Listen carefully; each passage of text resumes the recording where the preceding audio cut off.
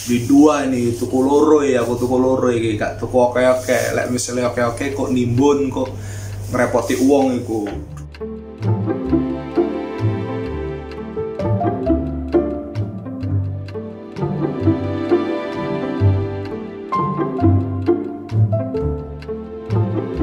Apa yang kamu tahu soal coronavirus?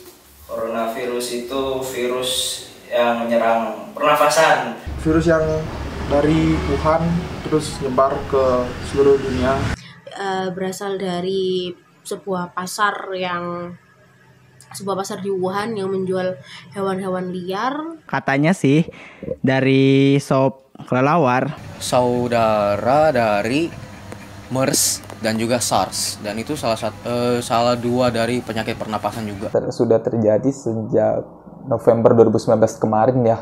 Itu terjadi di Wuhan, Cina. Famili virus yang sebenarnya udah ada dari zaman dulu. Cuman akhir-akhir ini dia bisa menyerang ke manusia. Menyebarnya begitu cepat. Menyerang semua orang, muda sampai tua. Dinyatakan sebagai pandemik oleh WHO karena parah banget menyebar ke seluruh dunia hingga akhirnya menerpa di Indonesia. Dan itu virus yang bisa dibilang kalau cukup membuat kita panik ya. Di mana masa inkubasi virus ini tuh bisa 14 sampai 25 hari. Nah, penularannya itu sangat cepat karena melalui droplet atau air liur. Nah, yang gue tahu nih virus ini berawal dari hewan, lalu karena bermutasi jadi bisa juga nular ke manusia. Ada lagi berita yang tersebar adalah itu berasal dari kebocoran yang ada di laboratorium yang ada di Wuhan. Katanya juga virus ini tuh merupakan senjata biologis Cina yang bocor ya. Gak tahu sih, itu cuma konspirasi aja. Menginfeksi pada saluran pernafasan, yang itu yang setahu gue ya. Ya, aku nih pelajar di salah satu kampus di Hubei. Apakah aku tahu soal coronavirus? Ya, aku tahu karena aku lebih duluan terekspos sama virus ini. Kebetulan kakak gue adalah dokter umum, dan dari apa yang dia edukasi ke gue jadi ingat, corona itu bukan penyakit yang bergerak secara individu mematikan, tapi dia menstimulasi penyakit lain untuk semakin parah. Udah kena paru-paru, paru-paru basah aja lu. Kalau yang udah pernah ngerasain paru-paru basah gimana sih? Rasanya tuh tenggelam anjir. Gak bisa napas, asli. Iya, susah napas lu. Terus ininya tuh dari Batman, apa sih Batman? Batman nyebarin coronavirus, wah. Dan gejala yang ditimbulkan juga katanya sih rada-rada mirip dengan flu biasa. Bahkan ada orang yang nggak kena gejala apapun, jadi sehat-sehat aja. Jadi ibarat kita nih anak awam, corona tuh kita ibaratin aja emak-emak gibah di kang sayur. Kenapa? Karena ya ketika emak-emak gibah itu dateng, dia menularkan ke negatif vibesan buat orang-orang, dan ya udah nyebar dengan cepat gitu. Jadi corona sama dengan emak-emak gibah di kang sayur. Apakah saya takut? Tentunya takut ya. Ya pasti takut sih. Enggak takut, cuma lebih ke ada tindakan pencegahan lah. Jujur awalnya gue kayak apa sih, B aja gitu. Kitanya sih nggak bakal kenapa-napa misalkan. Sampai akhirnya gue tahu kayak oke, gue nggak rentan, tapi gimana nih orang-orang di rumah gue? Virus yang nempel ke kita itu akan kita tularin ke orang sekitar. Sebisa mungkin sih berusaha untuk tidak takut ya, tapi tetap waspada. Merasa was-was gitu ya? Jelas aku takut. Gue takut sih. Dibilang takut banget?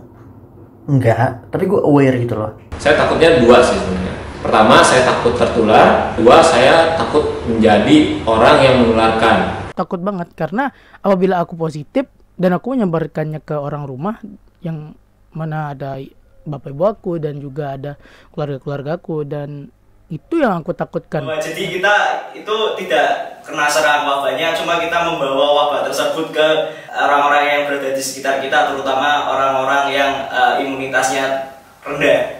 Kayak misalnya siapa itu, orang tua kita, pakde kita, bude kita, bule kita. Gue sih lebih ke waspada, lebih ke jaga-jaga aja gitu. Jujur gue takut sih, tapi takutnya tuh kayak lu buka sosial media, lihat berita dan isinya itu lagi. Paranoid, menjadi takut, dan akhirnya terbentuklah mindset negatif di pikirannya. mindset negatif ini yang malah justru menjadikan orang itu lemah seperti itu. Malah nantinya bakal penyakit-penyakit lain itu bisa masuk kayak gitu kan, bukan cuma coronavirus doang gitu. Gue pernah dapat informasi di Instagram gitu, gejala awal orang yang terinfeksi coronavirus. Beberapa dari gejala yang disebutkan itu tadi gue rasain gitu saat itu juga. Jadi ya yang pasti itu ngefek ke mental sih. Pribadi gue takut dong. Gue takut. Parah, takut parah. Takut sih. Jujur takut. Jadi parno buat bersin atau batuk di tempat umum. Kalau ada orang batuk dikit, ada orang bersin dikit, langsung paranoid gitu loh. Ini orang kena nggak ya? Dibilang aku ikut takut, ya nggak takut, cuman waspada gitu. Secara langsung sih enggak, cuman aku lebih takut kalau dia nyerang ke orang-orang terdekatku gitu. Takut sih takut. Awalnya gue anggap enteng sih, selalu anggap enteng sebelum masuk ke Indonesia. Akhir-akhir ini setelah sampai menyerang orang-orang sekitar, ya saya takut. Awalnya gue B aja sumpah, karena gue pernah baca kalau corona itu nggak bisa hidup di daerah yang panas, dan gue pikir Indonesia panas, tropis coy. Tapi ternyata gue salah, dan sekarang gue udah mulai was-was sama virus ini. Lebih ke waspada sih ya, jadi kalau misalnya takut yang amat sangat itu enggak sampai paranoid kayak gitu. Tapi aku tuh lebih takut ke fakta bahwa virus ini tuh menyebarnya sangat cepat dan bisa melumpuhkan satu negara. Sebenarnya saya nggak terlalu takut dengan penyakit ini, karena penyakit ini tidak semematikan penyakit-penyakit yang lainnya, tapi penyakit ini sangat mudah menyebar, sehingga kita wajib untuk mewaspadai dan menseriusi penyakit ini. Karena kita sudah lihat contoh di Italia, ketika tidak diseriusi dengan baik, penyakit ini justru jadi cukup mematikan buat orang-orang yang usianya di atas 50 tahun. Takut itu sewajarnya biar nggak panik, terus menyebabkan kerugian kayak panik buying kayak gitu-gitu. Beberapa hari yang lalu aku ngerasain gejala-gejala corona sih, cuman mungkin karena dampak dari berita, dari sosial media segala macam, jadi kena psikis aku. Tapi takut untuk sekarang nggak, karena sudah cukup banyak berita bagus yang mengimbangi berita-berita negatif tentang corona. Dampak yang paling saya rasakan, pertama, saya tinggal di Bali. Kemarin baru pertama kali nggak ada ngerupuk di sini, yang namanya pengerupukan tuh nggak ada. Terus setelah nyepi lagi, jadi nyepinya 2 kali di sini. Itu yang paling dirasakan orang Bali sih. Jadi kebetulan karena saya wira swasta, saya punya bisnis kuliner kecil-kecilan gitu. Yang saya lakukan menutup stand saya, lebih tepatnya dari minggu lalu sampai waktu yang tidak ditentukan. Kalau buat gue dampaknya sih ada negatif ada positifnya. Kalau yang negatif ya jelas kita nggak bisa melakukan kegiatan sehari-hari dengan bebas. Terus tentunya keuangan lah ya nggak ada pemasukan karena ya kita gak bisa kerja, apalagi gue kan freelance. Tapi kalau positifnya ya gue bisa lebih quality time sama keluarga, lebih dekat sama keluarga. Terus gue bisa lebih menerapkan hidup sehat, gue bisa belajar masak di rumah biar menghemat ya kan. Dampak yang aku rasakan kalau di tempat kerja ya, aku kerja di dunia pariwisata, karena ya seperti kita tahu sendiri semua orang di rumah, jadi nggak ada yang jalan-jalan. Jangankan jalan-jalan, cuman sekedar nginep untuk singgah di suatu tempat aja itu bener-bener nggak boleh. Karena aku makeup artist, jadi beberapa pengantin aku yang harusnya ada acara pernikahan itu diundur. Ada yang diganti kayak cuma akad aja di KUA. Speak customer. Oh ya, apalagi khususnya di ini ya, yang buka jasa-jasa gitu. Kita kan dari jasa printing, ya pasti pengunjung makin sepi sih, customer. Jadi dampak yang paling saya rasakan khususnya sebagai mahasiswa itu ada 2. Pertama, tidak adanya kuliah fisik, jadi kami harus terpaksa untuk melaksanakan kuliah online. Pertama kalinya gue kuliah 6 bulan online. Kuliah online. Kuliah online, ada apa dengan kuliah online? Kalau misalnya gue mau asistensi online sama dosen itu rumit banget, kayak susah ribet. Nah yang sama kayak tadi juga, pembelajaran itu sih menurut gue yang paling susah. Lu gimana ya pembelajaran online gitu, guru-guru lu tuh itu nggak ngasih materi, cuma ngasih tugas lu doang. Nah itu tuh yang paling gue kesel tuh. Bukannya kuliah malah gue disuruh nugas, apa-apa tugas. Menurut aku Iya, aku nggak dapet ilmu apa-apa, malah disuruh tugas gitu loh. Sumpah itu ribet. Kadang-kadang ada jadwal kuliah yang nggak konsisten dari dosennya gitu kan. Itu tergantung dosen juga sih. Karena menurut gua belajar online dengan belajar asli face to face itu sangat berbeda sekali. Buat para dosen, pokoknya kalau ngasih tugas ke mahasiswa ngotak lah. Jangan dosen gue nonton lagi. Nilai gue di lockdown aja sama dia. Yang pertama karena gue fresh graduate, tentunya kalau mau ngerantau itu sekarang ya jadi mikir-mikir lagi. Gue jadi nggak bisa kerja. Gue pas bertepatan banget, gue lulus di saat pandemik ini heboh ya.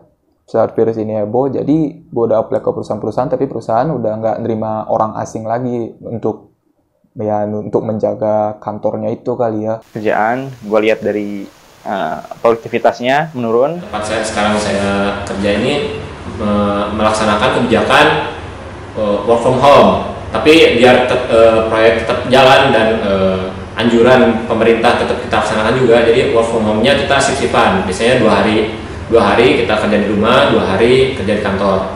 Work from home, ya namanya freelance editor ya, editnya di rumah. Hari-hari juga di rumah. Berarti tidak ada dampak ya? Dampak tidak ada sih. Dampak yang paling terasa sebenarnya otomatis lebih banyak orang yang bekerja di rumah. Ini pasti lebih terasa buat teman-teman yang jadi upah harian yang bekerja langsung di lapangan sehari-hari untuk mendapatkan nafkah. Aku juga sebagai ojek online itu kerasa banget Pak. Itu gimana Pak, mohon maaf ini Pak, orderan tuh anyep Pak. Jam 12 awan sampai jam 3 iku meh ento loro order tok. Ya jalanan sepi, ya kan, pemasukan juga ada, pemasukan juga kurang buat cicilan. Apalagi sebagai seorang frontliner gitu kan, tenaga retail, apalagi kalau misalnya gue udah kebagian jadwal untuk ngasir, itu kan intensitasnya itu sering banget, dan dia kasih uang ke gue pegang uangnya, gue pegang kartu kredit dia, kartu debitnya.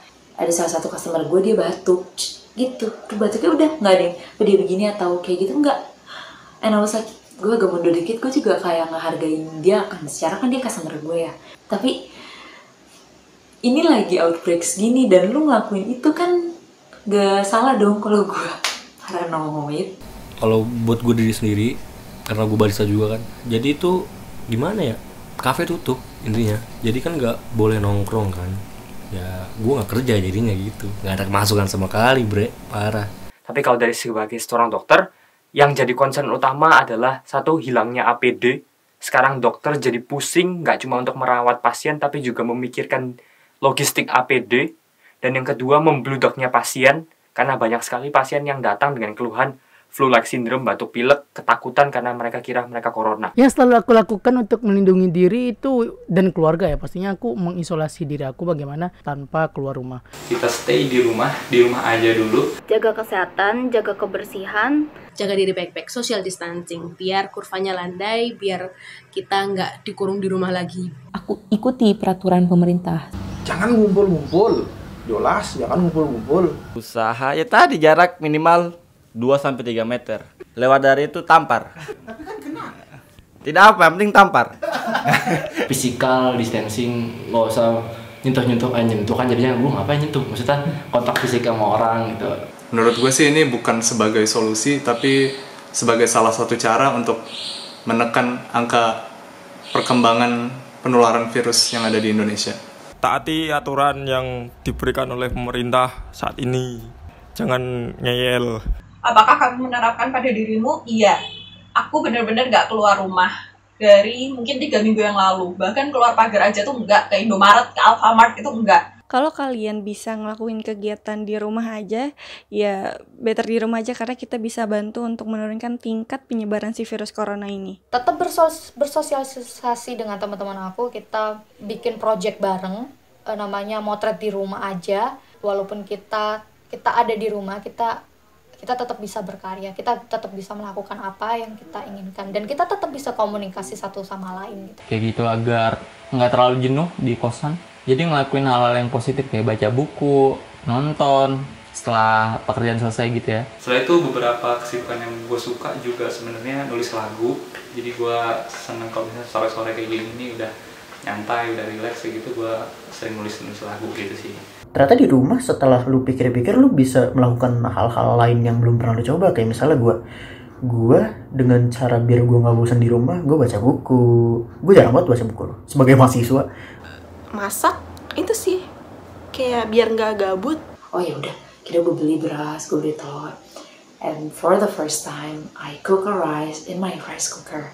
And it was such an emotional moment for me. Gue nyeplok telur, ya ngikutin yang mas-mas viral telur nasi sama kecap. Terus gue makan, aduh udah lama banget ya gue gak ngerasain kayak gitu, kangen rumah juga. Terus aku heran gitu lihat orang-orang yang bilangnya di rumah aja, tapi di story-nya dia hari ini ke rumahnya si A, terus habis itu besoknya ke rumahnya si B. Kamu ke rumahnya si A, terus ternyata si A punya nih virusnya nih, terus kamu bawa besoknya tuh ke B, terus kamu bawa lagi ke C, sama aja kamu jadi carrier kan, jadi nyebarin. Itu bukan social distancing. Social distancing itu benar-benar kamu di rumah aja, nggak ketemu orang lain selain orang rumah. That's it, social distancing. Kalau prediksi wabah ini akan berakhir mungkin seperti Cina sekitar 3-4 bulan lagi, tapi aku harap semoga secepatnya ya. Kalau misalnya semua orang ngelakuin social distancing, harusnya kemungkinan sih bulan Mei udah bisa, palingan ya April tuh udah mulai berkurang harusnya kalau semuanya social distancing. Buat nerapin social distancing ini biar berhasil, kita itu sebagai masyarakat Indonesia harus bekerja sama. Karena ya gue bukan saintis, gue bukan dokter, jadi dengan berada di rumah aja gue bisa memperingan pekerjaan mereka sih. Prediksi gue wabah ini bisa selesai secepatnya kalau misalkan warga Indonesia itu bisa bersatu, nurut gitu dengan pemerintah. Sesudah lebaran atau sebelum lebaran sih? Setelah bulan Mei. Ya, insya Allah mudah-mudahan habis Idul Fitri bisa selesai ini. Hari raya itu kemungkinan masih ada kasus-kasus virus corona ini. Kalau saya pribadi nak tahu nih berapa lama, maksudnya berkaca dari Wuhan pun kalau kita di lockdown baru 8 minggu, dan itu 8 minggu itu waktu yang lama untuk orang Indonesia yang tidak bisa diam di rumah. Masyarakat itu masih belum full aware sama virus ini. Maksudnya ya kan orang sekitarnya belum kena, jadi mereka itu belum merasa harus banget social distancing itu. Meskipun ini penyebar luasan yang telah dicegah, menemukan vaksinnya itu bukan perkara yang mudah. Pengennya tuh secepatnya pasti, tapi kalau realistisnya dan pahit-pahitnya sampai akhir bulan April pun masih sulit untuk benar-benar kayak aman gitu. Tiap kota atau provinsi segera lakukan lockdown. Setuju sih. Tapi kadang bingung juga.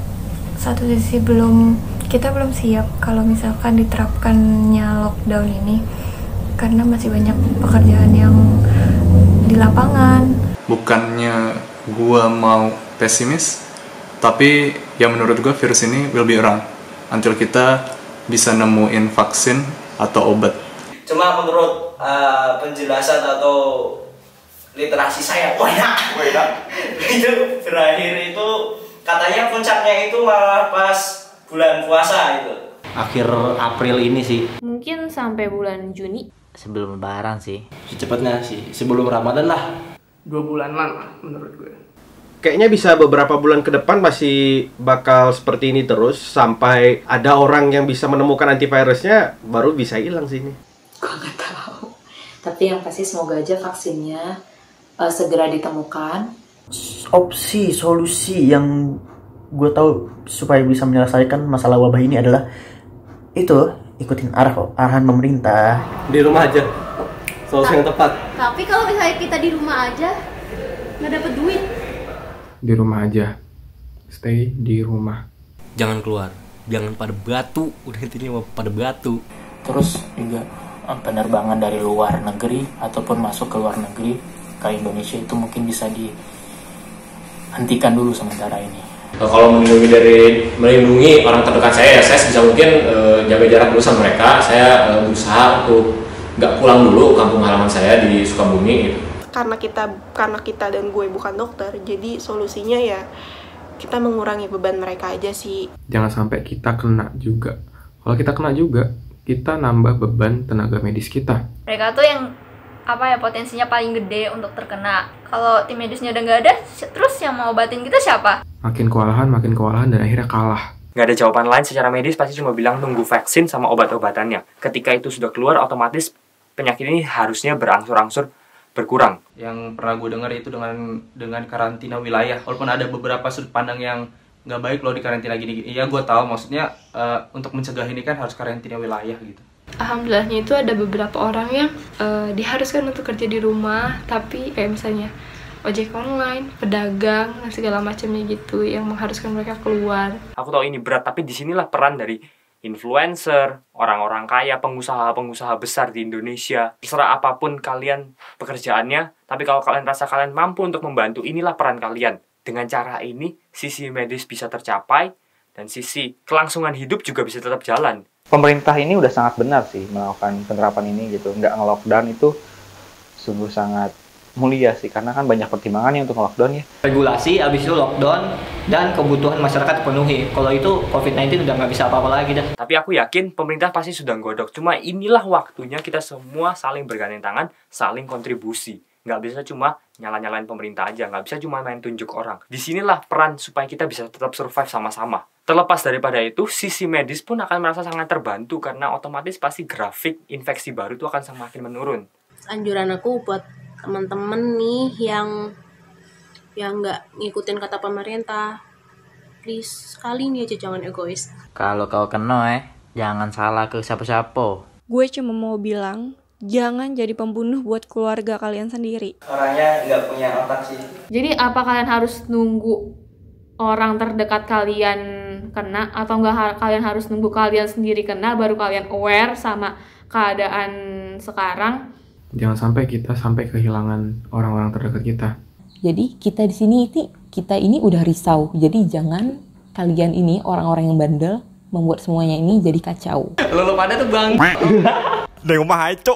Ya tolong dipakai otaknya ya demi keselamatan kita bersama. Jangan nyusahin orang kalau udah mati nanti. Kalau ibarat kata Emonku sayang nih, kalau mayat lu nguap nggak apa-apa. Ikam tuh mengalihi bukan kita bertahan. Mending lu di rumah aja. Ngapain keluar gitu kalau nggak ada urusan penting? Kasian tim medisnya. Kapan lagi lu bisa stay di rumah tapi menyelamatkan banyak orang lain, seenggaknya mencegah penularan si virus ini. Kan banyak orang Indonesia namanya tuh kalau misalnya ditanya passionmu apa, rebahan. Sekarang dah waktunya kalian rebahan, diam di rumah tau. Nggak usah kemana-mana, diam di rumah. Lo mau berbaring di rumah sakit, atau berbaring di pemakaman? Silahkan pilih. Pemerintah bantu masyarakat, masyarakat bantu pemerintah gitu loh. Nggak bisa satu sisi gitu loh. Jangan tunjuk orang untuk orang lain membantu kita, tapi apa yang bisa kita bantu untuk orang lain. Gue berharap lu jangan sampai kena dah, karena takutnya lu diketawain sama corona. Berani boleh, mati bego jangan. Lawan corona mulai dari kita, lawan corona untuk Indonesia. Keep your hands clean. Dikecilin dulu, Pak, bentar. Demi Freya ini anak bertahan. Shh. Bentar. Buat rekam. Please banget jangan remehin virus ini. Kalau lu kena, yang lain juga bisa kena. Kita bisa melawan virus ini.